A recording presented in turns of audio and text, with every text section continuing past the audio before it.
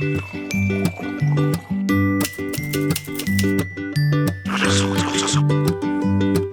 les loulous, c'est Caro. On se retrouve aujourd'hui pour une nouvelle vidéo spéciale Saint-Valentin. Bonne fête à tous les amoureux. Bon alors pour moi en ce moment c'est un peu comme dans la chanson. Tous les garçons et les filles de mon âge se baladent dans la rue 2 par 2. Moi je suis seule dans les rues, l'âme en peine. Enfin bon, moi j'adore France Gall, mais bon c'est un peu la dep. RT Cité triste parce qu'elle est morte. Hashtag RIP. Et du coup je me suis dit mais qu'est-ce que je vais faire de la Saint-Valentin? Est-ce que je vais déprimer façon Bridget Jones en bouffant de la crème glacée? Du coup je savais pas trop quoi faire pour la Saint-Valentin. Donc je me suis dit bah fais une vidéo. Comme ça tu pourras combler ton vide existentiel en parlant à des gens que tu ne connais pas.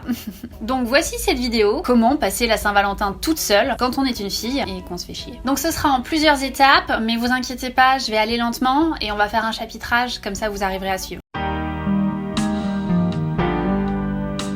Donc la première étape, c'est le cadeau. Il faut s'offrir un cadeau. C'est important pour l'estime de soi. Et puis parce qu'une fête sans s'offrir de cadeau, c'est un petit peu un repas sans fromage. Bon, perso, moi j'aime pas le fromage, je m'en fous un peu. Ce qui est important avec le cadeau, c'est de se prouver qu'on se respecte et qu'on s'aime. Même si on fantasme encore sur des meufs sur Instagram qui ont un corps 2 fois mieux gaulé que nous. Donc pour le cadeau, que s'offrir quand on est seul? Un orgasme? Pardon. Alors, que s'offrir quand on est seul? Bah, plein de choses, Un CD de Christine and the Queen, L'homme parfait est une connasse, ou un aspirateur, c'est pratique. Bon bah moi personnellement, j'ai opté pour cette petite vainée. Elle est trop mignonne, elle danse avec l'énergie solaire. Bon bah là j'habite à Dunkerque, ça marche pas très bien, mais sinon c'est joli quand même, ça décore. Et puis de toute façon, vous savez très bien ce qu'on dit, c'est le geste qui compte. Donc cadeau. Merci. Donc ça je vous explique, c'est le air gifting, c'est une pratique super à la mode aux States, et je pense que ça va arriver dans pas longtemps en France. À mon avis, ça va faire un carton d'emballage. J'ai pas compris la blague.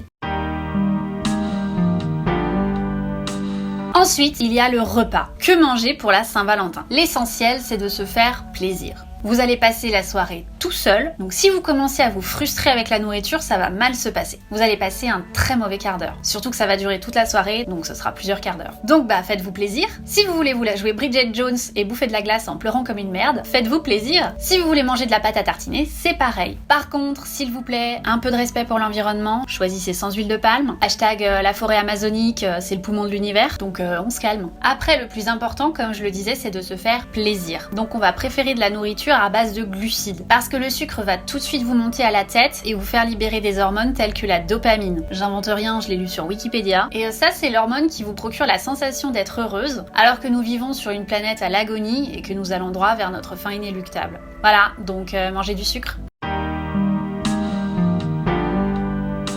Ensuite, on va parler du film, parce que je pense qu'il est important de passer une bonne soirée. Et comme vous n'aurez personne à qui parler, bah regardez un film, ça vous tiendra compagnie, et ça vous évitera de penser à votre mort imminente.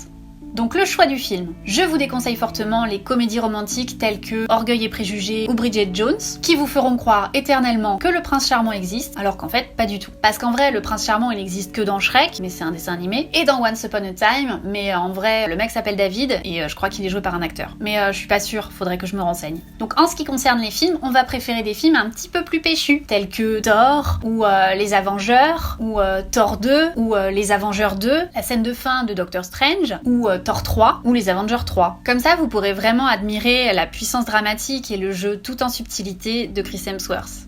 C'est important. Alors ensuite se pose la question de la tenue. Que porter quand on fête la Saint-Valentin tout seul? J'ai envie de vous dire ce que vous voulez. Si vous voulez être sapé comme jamais, hashtag Maître Gims, c'est votre problème. Sinon, vous pouvez tout aussi bien porter un pyjama ou une nuisette sexy, ou encore vous balader complètement nu. Mais fermez les rideaux quand même parce qu'il y a des voisins. Le plus important, c'est quand même de choisir une tenue dans laquelle vous vous sentez bien. Parce que, encore une fois, vous serez seul, donc le plus important, c'est quand même vous. Pour finir, on va parler des accessoires. Quel accessoire choisir pour passer une bonne soirée de Saint-Valentin toute seule? Eh bien encore une fois, c'est vous qui décidez, vous n'avez de limite que votre imagination. Vous pouvez choisir le traditionnel canard, un coussin ou encore tout autre objet de forme à peu près phallique. Attention cependant, si vous choisissez la poêle à frire, utilisez bien le côté manche, sinon ça fait mal. Bon alors personnellement, moi la masturbation je pratique pas, parce que c'est péché et moi j'aime pas le poisson. Je plaisante, le canard c'est pas acheté tout seul, soyez pas bêtes. Et voilà, vous êtes maintenant parés pour passer la Saint-Valentin toute seule, comme une grande. J'espère que cette vidéo vous a aidé un petit peu. Si vous êtes un homme, eh ben écoutez, c'est pas grave, on vous en veut pas. Mais par contre, vous au moins, on vous harcèle pas avec votre horloge biologique et le fait que vos ovaires sont en train de se dessécher de l'intérieur. Vous pouvez cependant suivre ce tuto et peut-être que vous allez découvrir des choses sur vous et sur la vie. C'est tout le mal qu'on vous souhaite. cette vidéo se termine, j'espère que vous l'avez vraiment appréciée. Si c'est le cas, n'hésitez pas à le crier sur tous les toits, vos voisins vous diront merci. Et n'oubliez pas, on est tous extrêmement seuls, mais quand on combine nos solitudes, ça va un petit peu mieux. Allez, à bientôt, et n'oubliez pas, I vlog you!